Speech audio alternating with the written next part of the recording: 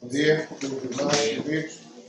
Então eu queria pedir aos irmãos para abrirem em 1 de Reis, capítulo 2, para lermos os versículos de 2 até 4. 1 de Reis, capítulo 2, versículos de 2 até 4. Podemos começar até no versículo 1, só para contextualizar os outros dois. Diz assim então a palavra do Senhor. Aproximando-se os dias da morte de Davi, deu ele ordens a Salomão seu filho, dizendo: Eu vou pelo caminho de todos os mortos. Coragem, pois, e sê homem. Guarda os preceitos do Senhor teu Deus, para andares nos seus caminhos, para guardares os seus estatutos e os seus mandamentos, e os seus juízos e os seus testemunhos, como está escrito na lei de Moisés, para que prosperes em tudo quanto fizeres e por onde quer que fores, para que o Senhor confirme a palavra que falou de mim, dizendo: Se teus filhos guardarem o meu caminho, para andarem perante a minha face fielmente, de todo o seu coração e de toda a sua alma, nunca te faltará sucessor ao trono de Israel. Até aqui a palavra do Senhor. Davi, o grande rei Davi, estava nos últimos dias da sua vida. Tal como diz aqui no versículo 2, eu vou pelo caminho de todos os mortais. E nessa altura, uma das preocupações do rei Davi era dar os últimos conselhos ao seu filho Salomão. Era seu filho, ele queria certamente o melhor para o seu filho, aquilo que qualquer um de nós aqui certamente quer. Qual de nós não dá os melhores conselhos aos seus filhos? Quem de nós não passa a experiência de vida que teve, a boa e a menos boa, para os seus filhos, para que eles percebam qual é o caminho certo e qual é o caminho errado, para que eles não caiam em alguns dos erros que nós caímos, para que eles não tropecem em determinados tropeços como nós caímos. E essa era a preocupação do rei Davi em relação ao seu filho, agora que estava a chegar a hora da sucessão no trono. De qualquer forma, aqui uma parte do versículo, deste versículo 2, que me chama a atenção e foi a frase que o Tiago na altura me falou e que eu queria destacar. O rei Davi dá aqui em 3 palavras, resume aquilo que são os conselhos que quer passar para o seu filho. 3 simples palavras. Coragem, pois, seu homem. E aqui ele resume tudo aquilo que é a preocupação em termos de conselhos que ele quer passar para o seu filho. Ser corajoso. E até ele deve ter dito, se calhar um bocadinho mais ao ouvido, porta-te como um homem. Como nós dizemos muitas vezes aos nossos filhos. Ser corajoso. Porta-te como um homem. Davi era um homem cheio de experiências de vida. Tal como muitos dos irmãos que estão aqui sentados. Ele tinha enfrentado leões, como os irmãos sabem. Tinha enfrentado ursos, como os irmãos sabem, e portanto vejam bem, estamos a falar de leões, estamos a falar de ursos. Os irmãos ponham-se perante um leão, ponham-se perante um urso e vejam o tipo de dificuldades por que o rei Davi tinha passado. E agora, vejam se alguns de nós não passamos já por algumas dificuldades do tamanho de um leão. Se algum de nós na nossa vida já não passamos por dificuldades do tamanho de alguns ursos. Este rei Davi tinha até derrotado alguém há tempos atrás. Os irmãos lembram-se? O gigante Golias. Não foi Golias, porque o Golias qualquer um derrotava, se calhar. Ele, que era um franzinito, derrotou o gigante Golias. Portanto, era um homem cheio de experiências na sua vida. E era algumas dessas, aquilo que tinha aprendido com algumas dessas experiências que o rei Davi queria confiar ou queria passar para o seu filho. Ele que era um homem lutador, um homem ousado, um homem forte, um homem responsável, um homem bom administrador do seu reino e um homem que confiava em Deus.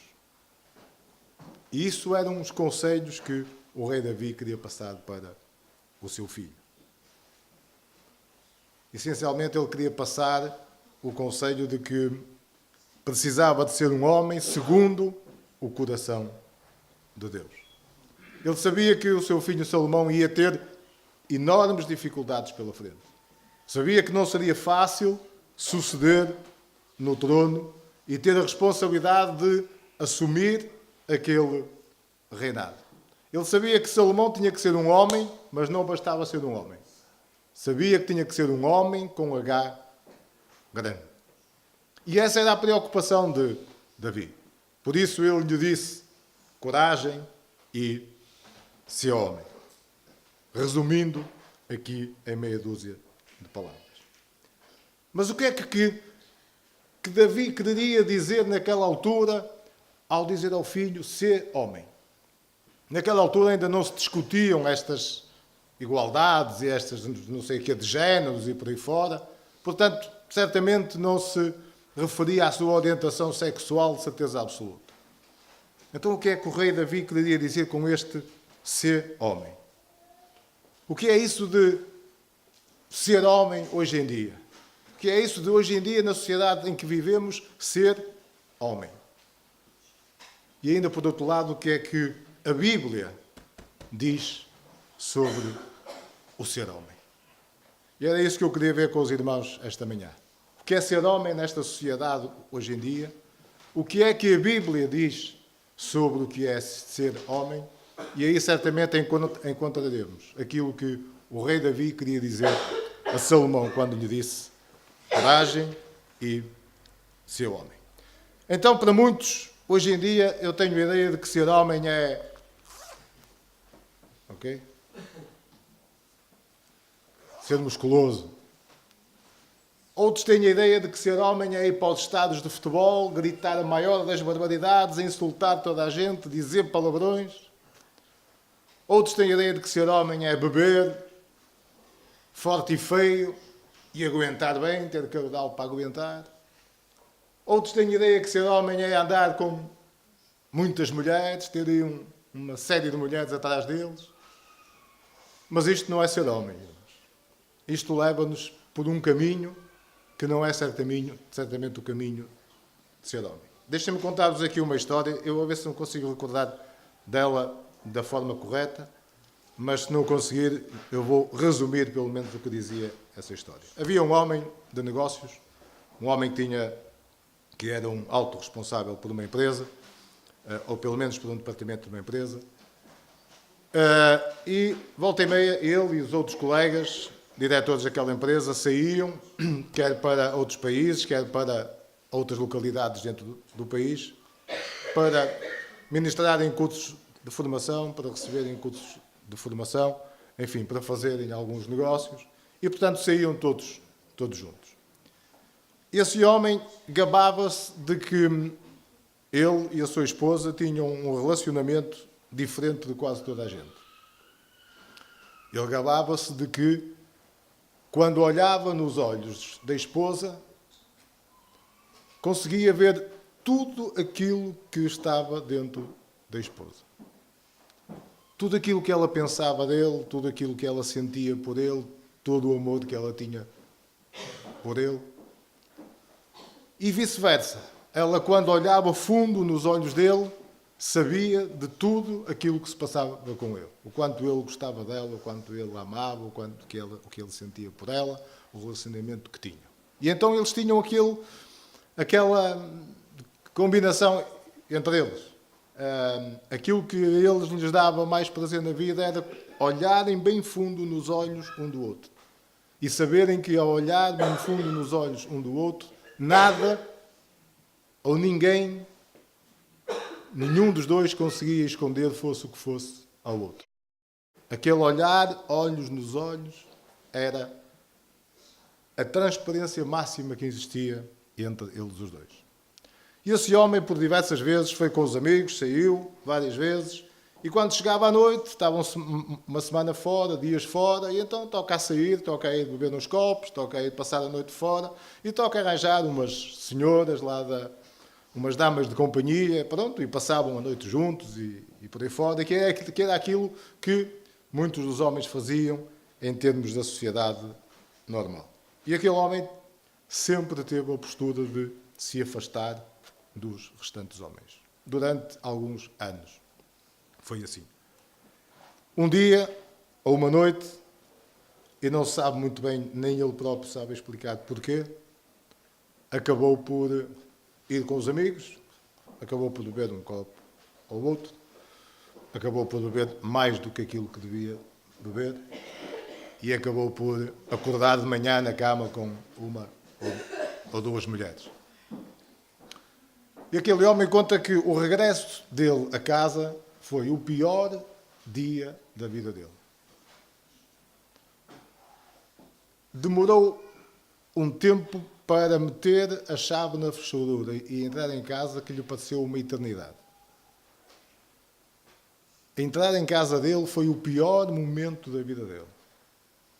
Porque não foi capaz de olhar bem fundo nos olhos da esposa. Nunca mais, jamais aquele homem conseguiu olhar fundo nos olhos da esposa. Porque sabia que no dia em que olhasse fundo nos olhos da esposa e a esposa olhasse fundo nos olhos dele, o que se passou era do conhecimento dos dois. Isto não é ser homem. Tenho para mim que ser homem é precisamente o contrário. Ser homem é não ser mentiroso, não precisar de mentir, é ser íntegro consigo mesmo, porque quando somos íntegros connosco, somos automaticamente íntegros com os outros, não sermos cobardes, enfrentarmos os problemas e as situações da nossa vida, as boas e as menos boas, sermos responsáveis por aquilo que fazemos. E a esta hora os meus irmãos estão a dizer assim, epá, que ser homem dá trabalho à brava. Mas não é só isso. Ser homem é ainda saber perdoar, é não ser violento, etc, etc, etc. Muitas outras características que necessitamos para ser homens. Homens de verdade. Homens daqueles que a nossa sociedade de hoje precisava de ter num número suficiente para ser superior àqueles que não são homens. Eu, felizmente, tenho o prazer de conhecer alguns assim. Homens que, como dizem os espanhóis, apriétate los pantalones. Homens que seguram bem as calças. Homens que apertam bem as calças. Homens com responsabilidade. Mas depois ainda há um outro tipo de homens. Ainda há um tipo de homens acima destes homens que aprieta los pantalones, que seguram bem as calças. Há ainda um outro tipo de homens. Um tipo de homens que são homens especiais. E era destes homens que eu queria falar por um momento com os meus irmãos. Destes homens que são especiais. Queria falar destes homens que estão aqui sentados esta manhã. Destes que pertencem aqui à nossa igreja. Destes que nos visitam, do irmão Couto, do outro irmão que está ao lado. Destes homens que são homens especiais. São homens segundo o coração de Deus. São homens que têm todas estas características que falámos atrás, mas porque são homens de acordo com o coração de Deus. São homens especiais. E têm 3 características fundamentais que os distinguem de todos os outros. São homens de compromisso com a palavra do Senhor. São homens de oração consagrados ao serviço de Deus. E são homens submissos à palavra do Senhor. E isto faz destes homens homens especiais, homens diferentes, homens melhores, homens vistos de outra forma aos olhos do nosso Deus. Homens de compromisso com a palavra. Os irmãos abram, por favor, o Salmo, ou no livro de Salmos, Salmo 119, versículo 105. Salmo 119, versículo 105. Dá-nos aqui uma das características destes homens especiais, destes homens de compromisso com a palavra do Senhor. Diz assim o versículo 105. Lâmpada para os meus pés é a tua palavra e luz para os meus caminhos. Homens que têm a palavra do Senhor como lâmpada para os seus pés. Homens que têm a palavra do Senhor como luz para os seus caminhos. Homens que buscam a orientação na palavra de Deus para o seu caminho. Que vão ainda mais longe e buscam orientação na palavra de Deus para a sua vida em completo. Homens que sabem que os mandamentos são instruções para a sua vida. Homens que sabem que as repreensões em amor que estão na palavra de Deus, a disciplina que a palavra de Deus nos obriga a ter como homens, são também caminho para a nossa vida. Homens de compromisso com a palavra do Senhor. Em segundo lugar, homens de oração. Homens consagrados ao serviço de Deus. Homens que, em primeiro lugar, buscam o reino de Deus e a sua justiça. Homens que conhecem o poder da oração. Homens que sabem que a oração de um justo vale mais em seus efeitos. Homens que entendem que ser homens de oração não é fácil. Homens que entendem que depender de Deus não é fácil. Homens que, através da oração, reconhecem essa sua dependência, não é fácil. Homens que conhecem e põem em prática um dos versículos mais curtinhos da palavra do Senhor.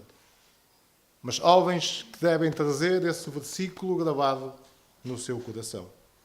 Está lá em 1 Tessalonicenses, no capítulo 5 e versículo 17. Um versículo muito pequenino. Orai sem cessar. Homens que sabem que, através do poder da oração, podem tudo aquilo que for de acordo com a vontade de Deus. Homens que oram sem cessar. Em terceiro lugar, a terceira característica, homens submissos à palavra de Deus. E este foi um dos conselhos que o rei Davi deu ao seu filho Salomão.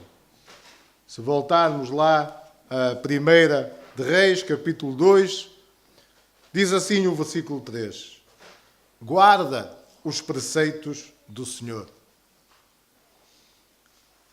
Guarda os preceitos do Senhor teu Deus para andares nos seus caminhos, para guardares os seus estatutos e os seus mandamentos e os seus juízos e os seus testemunhos, como está escrito na lei de Moisés, para que prosperes em tudo quanto fizeres e por onde quer que fores.